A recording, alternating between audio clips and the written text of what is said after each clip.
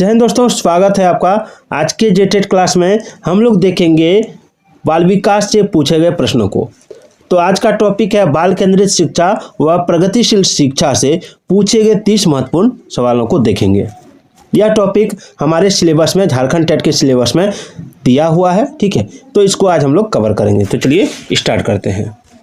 पहला सवाल देखिए। पहला सवाल है कि प्राथमिक स्तर पर, ठीक है, प्राथमिक स्तर पर एक शिक्षक में निम्न में से किसे महत्वपूर्ण विशेषता मानना चाहिए, ठीक है। प्राथमिक स्तर पर एक शिक्षक में निम्न में से किसे सबसे महत्वपूर्ण विशेषता मानना चाहिए। देखिए सीटेट 2011 पेपर 1 में पूछा गया, ठीक है। तो देखिए इसका आंसर है शिक्षण पद्धतियों और विषयों के ज्ञान में दक्षता, या फिर अति मानक भाषा में पढ़ाने में दक्षता, या पढ़ाने की उत्सुकता, या फिर धैर्य और दृढ़ता क्या होगा। तो देखिए एक शिक्षक में, ठीक है, एक शिक्षक में जो गुण होना चाहिए, ठीक है, वो सबसे अच्छा गुण है धैर्य और दृढ़ता, ठीक है। ये बहुत ही इंपॉर्टेंट गुण है। आगे है निचली कक्षाओं में शिक्षण की खेल पद्धति मूल रूप से किस पर आधारित है। देखिए सीटेट 2011 पेपर 1 में पूछा गया है। निचली कक्षाओं में शिक्षण की खेल पद्धति मूल रूप से किस पर आधारित है। तो इसका आंसर होगा विकास एवं वृद्धि के मनोवैज्ञानिकों के सिद्धांतों पर आधारित है, ठीक है। विकास एवं वृद्धि के जो मनोवैज्ञानिक हैं, उन्होंने जो सिद्धांत दिया है, ठीक है, उसी सिद्धांत पर खेल पद्धति मूल रूप से आधारित है, ठीक है। आगे शिक्षा के क्षेत्र में ये जो पाठचर्या शब्दावली की ओर संकेत करती है, ठीक है। शिक्षा के क्षेत्र में पाठचर्या शब्दावली किसकी ओर संकेत करती है। बहुत इंपॉर्टेंट सवाल है ये, आपकी परीक्षा के लिए बहुत ही इंपॉर्टेंट होने वाली है। सवाल क्या है कि शिक्षा के क्षेत्र में पाठचर्या शब्दावली, ठीक है, किसकी ओर संकेत करती है। तो देखिए इसका राइट आंसर मैं बता देता हूँ। मैं ऑप्शन आप देख रहे हैं, मैं केवल आंसर बताऊंगा। क्योंकि ऑप्शन बताने से समय ज़्यादा लगेगा और कम समय हम लोग के पास, मात्र 1 से 1.5 महीना है, ठीक है, परीक्षा में।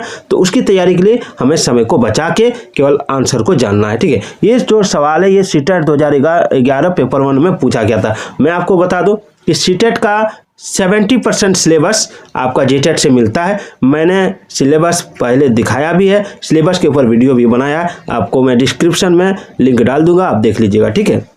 तो चलिए इसमें जो आंसर होगा वो हो जाएगा डी, विद्यालय का संपूर्ण कार्यक्रम जिसमें विद्यार्थी प्रतिदिन अनुभव प्राप्त करते हैं, ठीक है। शिक्षा के क्षेत्र में पाठचर्या शब्दावली जो है वो किसकी ओर संकेत करती है। तो विद्यालय का संपूर्ण कार्यक्रम जिसमें विद्यार्थी प्रतिदिन अनुभव प्राप्त करते हैं, ठीक है।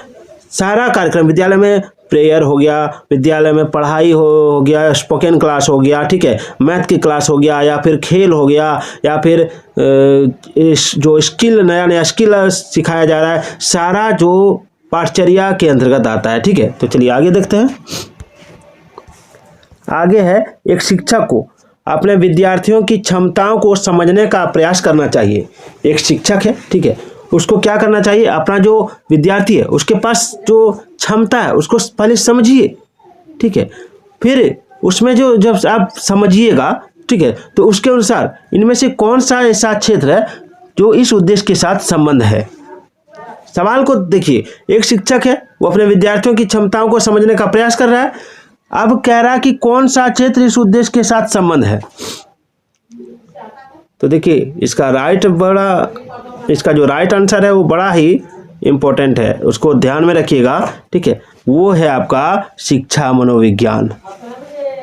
कौन सा मनोविज्ञान है, शिक्षा मनोविज्ञान, ठीक है, जिसका अभी हम लोग पूरा पढ़ रहे हैं, जो आपकी परीक्षा के लिए बहुत ही इंपॉर्टेंट है।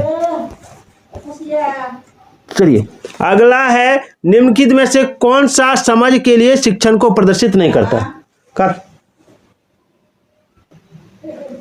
देखिए सवाल क्या है कि निम्नलिखित में से, ठीक है, निम्नलिखित में से कौन सा समझ के लिए शिक्षण को प्रदर्शित नहीं करता है। तो उसका आंसर फर्स्ट में ही दिया हुआ है। आंसर क्या है कि विद्यार्थियों को एकाकी तथ्यों और प्रक्रियाओं को याद करने के योग्य बनाना। समझ का जो शिक्षण होता है उसमें एकाकी तथ्यों और प्रक्रियाओं को याद करने का योग्य बनाना, ठीक है। याद करने का ये जो योग्य होता है, ठीक है, याद करना, रटना, ये जो होता है ये समझ के लिए शिक्षण का प्रदर्शन नहीं करता है। समझ के लिए क्या होता है? समझना, ठीक है, उसको करके सीखना, ये होता है आपका। चलिए, सीटेट 2011 पेपर 2 में पूछा गया था। चलिए आगे देखते हैं। बहुत ही इंपॉर्टेंट टॉपिक है, बहुत ही इंपॉर्टेंट क्लास है। चलिए अगला है कि व्यक्तिगत शिक्षार्थी एक दूसरे से डैश में भिन्न होते हैं। जो व्यक्तिगत शिक्षार्थी हैं वो एक दूसरे से डैश में भिन्न होते हैं। तो देखिए, व्यक्तिगत शिक्षार्थी जो होते हैं, ठीक है, वो एक दूसरे से इसलिए भिन्न होते हैं क्योंकि उनका जो विकास का दर है, ठीक है, उनका जो विकास का दर है वो अलग अलग है। अलग अलग जो विद्यार्थी है, ठीक है, उनका अलग अलग विकास का दर है। किसी का विकास का दर कम है, किसी का ज़्यादा है, किसी का औसत है, ठीक है। आगे देखिए, बहुत ही इंपॉर्टेंट क्लास है। बच्चों के विकास के सिद्धांतों को समझना शिक्षक की सहायता करता है। बच्चों का जो विकास है, ठीक है, उसको समझना शिक्षक की सहायता क्या करता है? शिक्षक की सहायता किस लिए करता है? बच्चों के विकास के सिद्धांत को अगर हम समझ जाते हैं तो उसमें शिक्षक की बहुत बड़ी सहायता हो जाती है। किस तरह की सहायता होती है? तो शिक्षार्थियों की भिन्न अधिगम शैलियों को प्रभावी रूप में संबोधित करने में, ठीक है। ये भी देखिए पेपर 2 में पूछा गया था। चलिए अगला देखिए। अगला, प्रत्येक विद्यार्थी स्वयं में विशिष्ट है। प्रत्येक विद्यार्थी क्या है? स्वयं में विशिष्ट है कि कोई भी दो शिक्षार्थी अपनी योग्यताओं, रुचियों और प्रतिभाओं में एक समान नहीं होता। ये बात सही है। जैसे आप और हम ले लीजिए, हो सकता है कि आपको अंग्रेजी में रुचि है और मुझे अंग्रेजी में रुचि नहीं है, ठीक है, मेरी रुचि गणित में हो सकता है, ठीक है। इस तरह करके आप मिला सकते हैं कि मुझे या तो अंग्रेजी में रुचि होगा या फिर गणित में, या हो सकता है आपको अंग्रेजी में नहीं है और गणित में है। तो रुचि जो है, ठीक है, दो शिक्षार्थी अपनी योग्यता, अपनी रुचि, प्रतिभा में एक समान कभी नहीं होता है, याद रखिएगा, ठीक है। चलिए आगे देखिए। विद्यार्थियों की अभिवृत्तियों में परिवर्तन के लिए निम्न में से किस विधि का प्रयोग अध्यापक को नहीं करना चाहिए? देखिए, नहीं करना चाहिए पूछा गया है। विद्यार्थियों की जो अभिवृत्ति होती है उसमें परिवर्तन अगर करना है तो कौन सा विधि ऐसा है कि प्रयोग नहीं करेंगे? तो देखिए, अगर आप किसी विद्यार्थी को पढ़ा रहे हैं तो उस पर दबाव से किसी बात या विचार के लिए राजी नहीं करना है, क्योंकि वो पढ़ रहा है। वो क्या कर रहा है? पढ़ रहा है। पढ़ेगा अपनी रुचि से और कोशिश करेगा अपनी रुचि से, क्योंकि जब तक वो करेगा नहीं तब तक वो सीखेगा नहीं। उस पर जबरदस्ती थोपना नहीं है, ठीक है, जब जबरदस्ती थोपना नहीं है। इसलिए इसका आंसर होगा दबाव से किसी बात या विचार के लिए राजी नहीं करना, ठीक है। चलिए, बहुत इंपॉर्टेंट टॉपिक है। अगला, निम्न में से कौन सा कथन शिक्षण के बारे में सत्य नहीं है? कौन सा ऐसा कथन है जो शिक्षण के बारे में सत्य नहीं है? बड़ा इंपॉर्टेंट टॉपिक है। तो देखिए, इसका आंसर होगा शिक्षण अन्वेषण। शिक्षण अन्वेषण ये जो है ये कथन सही नहीं है। बाद बाकी शिक्षण में सुधार किया जा सकता है, ये सही है। शिक्षण औपचारिक एवं अनौपचारिक दोनों है, ये सही है। शिक्षण विज्ञान के साथ साथ कला भी है, ये भी सही है। पढ़ाना, ठीक है, सीखना एक प्रकार का कला होता है। बहुत सारे ऐसे शिक्षक होते हैं जो बच्चों को जबरदस्ती पीट पाट के पढ़ाते हैं। बहुत ऐसे शिक्षक होते हैं जो बच्चों को खेल खेल में सिखा देते हैं। बहुत ऐसे शिक्षक हैं जो बच्चों को कॉमेडी वीडियो टाइप का बना बना के बच्चों को सिखा देते हैं। तो ये बहुत ही इम्पोर्टेंट है, लेकिन शिक्षण अन्वेषण है ये कथन सत्य नहीं है, ठीक है। चलिए आगे देखिए। विद्यार्थियों को विद्यालय में खेलना क्यों उचित है? विद्यार्थियों को विद्यालय में खेलना क्यों उचित है? तो देखिए, विद्यार्थियों को विद्यालय में खेलना इसलिए उचित है। किस लिए? तो यहाँ पर देखिए दिया कि यह उन्हें शारीरिक रूप से सशक्त बनाएगा। देखिए, कोई ज़रूरी नहीं कि विद्यालय में खेलेगा तभी मजबूत बनेगा। वो अपने घर में भी खेल के मजबूत बन जाएगा, शारीरिक रूप से ताकतवर बन जाएगा। या शिक्षकों के लिए काम आसान करेगा? नहीं, शिक्षकों का काम आसान या नहीं करेगा। या समय बिताने में सहायक होगा? देखिए, ये भी गलत है। समय तो बीत जाएगा लेकिन उसका कोई विकास नहीं होगा। डी है, यह सहयोग एवं शारीरिक संतुलन का विकास करेगा। ये सही है। याद रखिएगा, सीडीपी में क्या होता है कि सहयोग, प्रोत्साहन, ठीक है, अभिरुचि, समझाना, इनका जगह है। ठीक है, इनका वहाँ पे बहुत ही बड़ा जगह है, याद रखिएगा। तो यहाँ पे विद्यालय में एक साथ सब बच्चे मिलकर खेलते हैं तो उनमें एकता का प्रदर्शन होता है, सहयोग का प्रदर्शन होता है। एक साथ वो जो काम करेंगे उससे उनके अंदर एक अलग भावना आएगी, दोस्ती का भावना आएगी, किस तरह लोगों का मदद करेंगे उसकी भावना आएगी। इसलिए इसका आंसर डी हो जाएगा। चलिए आगे देखिए। आगे निम्न में से कौन शिक्षण कुशलता से संबंधित है? शिक्षण कुशलता से निम्न में कौन संबंधित है? देखिए, यूपी टेट 2011 पेपर 1 में पूछा गया है। याद रखिएगा, यूपी टेट का जो सवाल है C TET, H TET, R TET सभी टेट में पूछा जाता है। तो ये तो जे टेट है, ऑलरेडी यहाँ पूछना ही पूछना है। ठीक है, कैसे? तो देखिए, श्याम पट पर लिखना, क्या ये शिक्षण कुशलता से संबंधित है? आप लोगों में से कमेंट करें, शिक्षण कुशलता से कौन संबंधित है, ये पूछा गया है।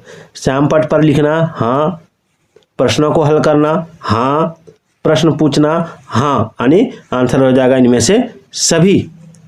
शिक्षण कुशलता से सारा संबंधित है, याद रखिएगा। ठीक है, आगे देखिए। आगे है, शिक्षा की किंडरगार्टन पद्धति का प्रतिपादन किसने किया था? बहुत ही इंपॉर्टेंट सवाल है। शिक्षा की किंडरगार्टन पद्धति का प्रतिपादन किसने किया था? ऑप्शन है यूपी टेट 2011 पेपर 1 में पूछा गया था। तो इसका जो प्रतिपादन किया था फ्रोवेल ने किया था। फ्रोवेल ने, याद रखिएगा। किसने किया था? 1 मिनट, फ्रोवेल ही होगा। फ्रोवेल ने किया था शिक्षा की किंडरगार्टन पद्धति का प्रतिपादन, याद रखिएगा। चलिए आगे बढ़ते हैं। सारे सवाल आपकी परीक्षा के लिए इंपॉर्टेंट होने वाले हैं। अगला 14 नंबर देखिए, एक शिक्षक को साधन संपन्न होना चाहिए। एक शिक्षक जो है उसको साधन संपन्न किस चीज में होना चाहिए? किस चीज में साधन संपन्न होना चाहिए? तो उनको अपने विद्यार्थियों की समस्याओं को हल करने का पर्याप्त ज्ञान होना चाहिए। उनको अपने विद्यार्थियों की समस्याओं को हल करने का पर्याप्त ज्ञान होना चाहिए, इसका आंसर होगा। आगे, यदि कुछ विद्यार्थी कक्षा में अध्ययन की चित्तवृत्ति में नहीं है तो आप क्या कीजिएगा? कोई विद्यार्थी है जो कक्षा में अध्ययन की चित्तवृत्ति में नहीं है, वो अध्ययन में मन नहीं लगा रहा है, पढ़ नहीं रहा है, तो क्या कीजिएगा? क्या उन्हें अध्ययन के लिए बाध्य करेंगे? नहीं, बाध्य आप नहीं कर सकते हैं। बी नंबर में दिया, उन विद्यार्थियों को कक्षा छोड़ने के लिए कहेंगे? नहीं, कक्षा से आप नहीं निकाल सकते हैं। उन्हें चेतावनी देंगे? चेतावनी भी नहीं दे सकते हैं। बाध्य करना, कक्षा छोड़ना, कक्षा से क्लास से बाहर निकालना, चेतावनी देना या ऑफिस में प्रधानाध्यापक को सूचित करना, ये जो है ये आपका अध्ययन की चित्तवृत्ति में नहीं आएगा। सीडीपी में इसका कोई स्थान नहीं है। तो इसका जो आंसर होगा वो हो जाएगा, उन्हें उनकी रुचि अथवा आप अपने विषय के अनुसार रुचिपूर्ण चीज बताएंगे। अगर आपको लगता है कि कोई ऐसा चीज बताने से बच्चों का मन लगने लगे तो आप उससे पढ़ा सकते हैं। कभी कभी पाठ्य पुस्तक से हटके भी पढ़ाना चाहिए। चलिए आगे बढ़ते हैं। आगे, शिक्षण का सत्तावादी स्तर क्या है? शिक्षण का सत्तावादी स्तर क्या है? बड़ा इंपॉर्टेंट सवाल है, बार बार पूछा जाता है परीक्षा में। देखिए, यूपी टेट 2011 पेपर 2 में पूछा गया सवाल को। शिक्षण का सत्तावादी स्तर क्या है? तो छात्र केंद्रित होता है। ठीक है, क्या होता है? छात्र केंद्रित। चलिए मास्टर साहब जी, आप लोग थोड़ा अगला सवाल देखिए। अगला, अपने विद्यार्थियों को समझने के लिए एक शिक्षक में अच्छी जानकारी होनी चाहिए। किस चीज की? तो बाल मनोविज्ञान की।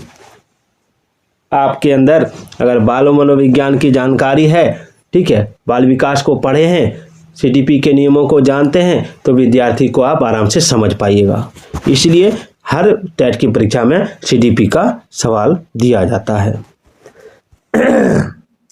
18 नंबर है, आप किसी कक्षा में पाठ पढ़ाते हैं और एक विद्यार्थी विषय से असंबद्ध एक प्रश्न पूछता है, तो आप क्या करेंगे? ध्यान से देखिए, एक विद्यार्थी है, कक्षा में आप कोई पाठ पढ़ा रहे हैं, विद्यार्थी विषय से संबंधित कोई सवाल नहीं पूछता, बाहर का कोई सवाल पूछ देता है, तो आप उसे क्या कहेंगे? उसे संबंध प्रश्न पूछने की अनुमति देंगे? नहीं। उसे संबंध प्रश्न पूछने की अनुमति नहीं देंगे। उसे गैर अनुशासित समझकर दंडित करेंगे? नहीं। आप बच्चे को दंडित नहीं कर सकते हैं। सीडीपी में दंड देना इसका कोई जगह नहीं है, दंडित करना कोई जगह नहीं है।